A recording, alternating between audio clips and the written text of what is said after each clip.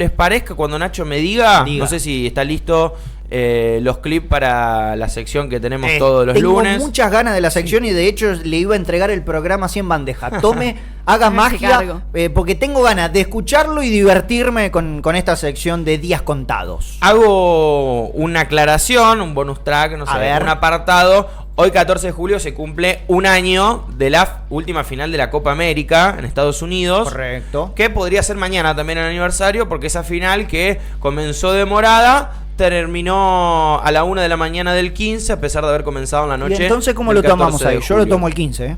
Y bueno, tomémoslo el 14. A ver, el ritual, la ceremonia para verla fue el día 14.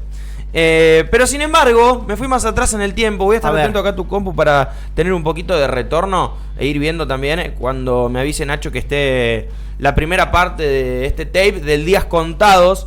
Nos vamos a ir al 14 de julio de 1996. 96, estaba vivo, ¿eh? Así es. Y nos vamos a ir a la fecha 16 del torneo Clausura, donde se enfrentaban el River, por segunda vez campeón de la Copa Libertadores. ¡Qué equipo!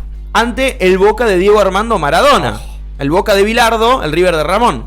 Carlos Salvador.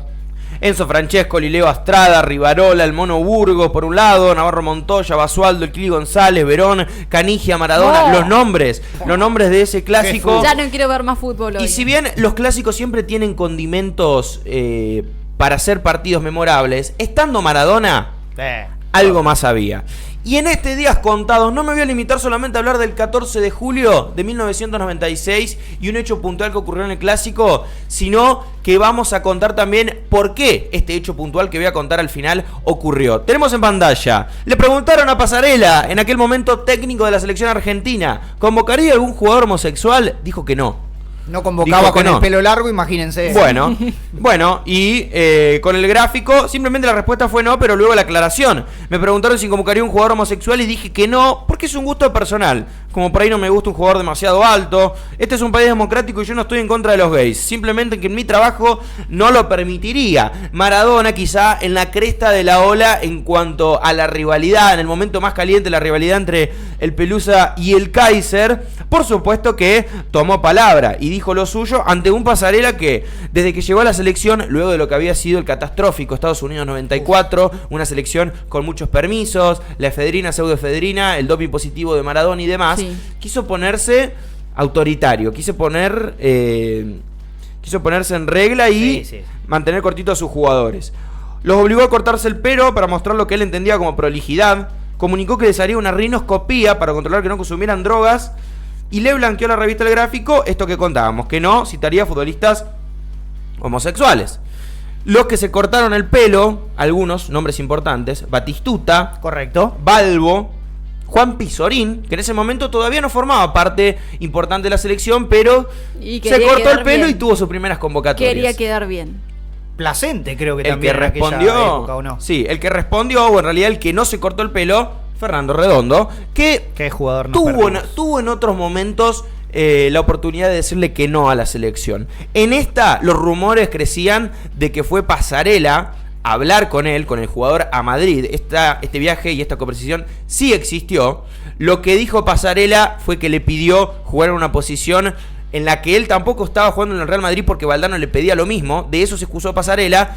Y Redondo, tiempo después, contó que Pasarela evidentemente le dijo: si querés jugar en mi selección, tenés que cortarte el pelo. El que salió a defender a Redondo, qué locura, el 10. ¿Quién va a ser? Obvio. Batistuta es un alcahuete. Cortarse el pelo por pedido de Pasarela es de alcahuetes. Hizo 300 goles con el pelo largo, lo cual es cierto. La rinoscopía, el pelo corto. Perdón el horario.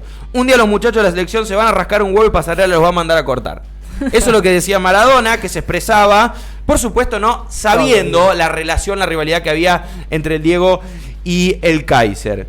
Pasarela va mucho más con los militares que con la democracia.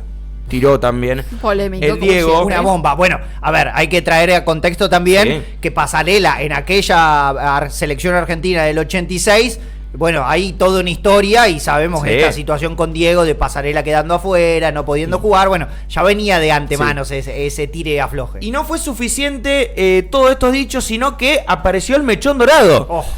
qué época. Me teñí un pedacito de rubio en repudio a todos los pelicortis, dijo el Diego, que luego, después en el libro Yo soy el Diego de la gente, da las razones verdades, fue un poco irónico, no quiso que se lo tomen tan literal. Lo cierto es que en el momento de todo en repudio, Pasarela también sintió el rigor del más grande. El momento máximo de esta guerra, entonces, tendría un capítulo más. Preparamos el segundo tape, que fue el T14 de julio de 1996. ¿Cuántos años tenía usted? No ¿No estaba en existía? tierra, no. ¿Usted tampoco? No sé si mis Qué papás viejo estaban que me hacen juntos. sentir, Tenía que preguntar si se habían conocido mis viejos para esa Sí, época. sí. Buen dato tener. Como decíamos, River venía de ser campeón de la Copa Libertadores, con un Crespo que ya no formaba parte del equipo, ya había migrado al fútbol extranjero. Y lo cierto es que uno de los dichos de Maradona, con respecto a lo que decía Pasarela, también fue: dicen que tenemos libertad, pero si ven a dos tipos besándose en el colectivo, seguro los hacen bajar. Es simple, desde ahora, cada gol que Cani meta después de un pase mío, le parto la boca. No fue el caso en esa noche, porque quien abrió la jornada ante River, vos me das el ok, Nacho, cuando lo tengamos, fue justamente el Pepe Basualdo. Estaba Chamí en cancha también, el relato de Marcelo Araujo en aquella época. A ver, Grones, si sabés. Bueno, desborde de Cani, traspase del Diego, el centro de Claudio Pol, y llegaba el gol de Pepe Basualdo para abrir el marcador en una jornada en la que Boca ganó 4-1, y luego sí se vendría el hat-trick de Claudio Pol Canigia, del Hijo del Viento, pero quedó todo en la estadística. Lo anecdótico fue lo que vamos a ver en pantalla cuando Nacho nos diga que es justamente cumpliendo con su promesa el beso del Diego al Cani. Mientras vemos la salida de los jugadores y lo que fue ese primer gol que destrabó. Y Maradona en esas fechas se anotó la estadística de errar 5 penales seguidos. Uno de los goles de Canigia viene de un remate de Maradona del tiro penal, que se estrella en el palo, y ahí el Cani aprovecha en la noche de la Bombonera, en la que Boca ganó 4-1, pero lo más emblemático, a pesar de la goleada del Ceneice, fue el beso de el Diego al Cani y el todo en repudio que marcó la era de los 90. Una imagen inmortal en nuestro fútbol argentino, de esas que quedan bien grabadas. Como bien decías, era un River que, venía de lo mejor que podía encontrar, y Boca, en una sintonía complicada con Carlos Salvador Vilardo, ese pico, ese beso, porque es un beso por parte de Diego al Cani. ¿Sabe qué? Destaco y otras cosas que desde mis 32 años extraño, que tiene que ver con la cancha y los papelitos. Se jugaba igual, la pelota iba y venía, a veces la perdías, pero exactamente, lo hemos perdido. Y además un poco se vuelven esa estéticos situación. los papelitos en el campo de juego, me parece una belleza. Remeras anchas. También hay que remarcar, gran obviamente, época, que las declaraciones iban en base al momento en esos años. Y también hay que remarcar lo social, ¿no? Porque hoy ya en 2025 sería raro ver a dos jugadores besándose en la cancha. Imagínense en los 90, hay que remarcar ese contexto social en el que se encontraba. Y es un poco la personalidad del Diego que lo conocemos y que se animó en los 90 a hacer eso. Pero sigue siendo además un hecho que todavía en el deporte parece un tabú, se lo sigue viendo mal visto aquel, no solo futbolista, sino deportista que se muestra homosexual.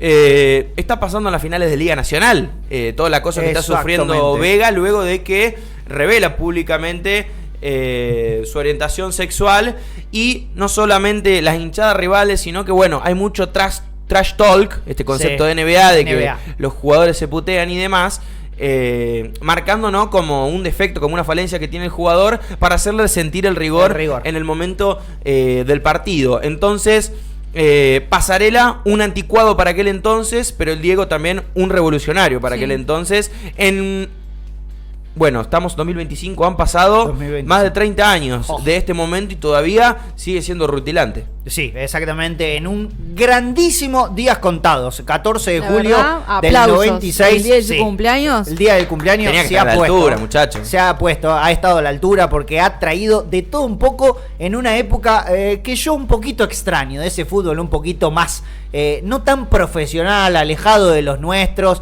y con esa pica afuera de la cancha. Muy distinto. Muy distinto, muy pero distinto al que tenemos hoy, y es triste. Hoy no podemos esperar un contexto en donde haya declaraciones Diego era Diego y podía decir un montón de No va a cosas. haber otro como el Diego. Pero esa pica fuera de la cancha se ha perdido, y un poquito de esa magia, de entender que a veces son declaraciones, que esto también es un poquito de ese show necesario como para terminar de encontrar, y que creo que hoy se tomarían de otra manera, seríamos mucho más tajantes e incluso hasta menos relajados. La verdad, 10 de 10, el día contados del día de hoy. De lo futbolístico, me he encontrado, obviamente el algoritmo hizo lo suyo y mientras buscaba, ¿no?, la información para poder armar este días contados, una opinión bastante formada de que el mejor Maradona fue el de los 90. En base a que combatía la decadencia, con el tiro libre en el travesaño de Chilavert, con una Rabona jugando con la camiseta de Newell's, con otras cosas futbolísticas que impedían que Maradona sea ese ocaso de su carrera, y de a poco te iba tirando los últimos destellos, las últimas genialidades. Un Maradona que en esa época, porque está el recuerdo, ¿no? Está el Maradona con la camiseta de Newell's, ya es bandera. Lo es cierto que solamente jugó 5 partidos con la camiseta de la Lepra. Estas intermitencias con Boca, donde primero quería llegar a ser técnico, estaba Marzolini, finalmente no lo terminó siendo, entonces volvió como jugador, intermitencias también como jugador.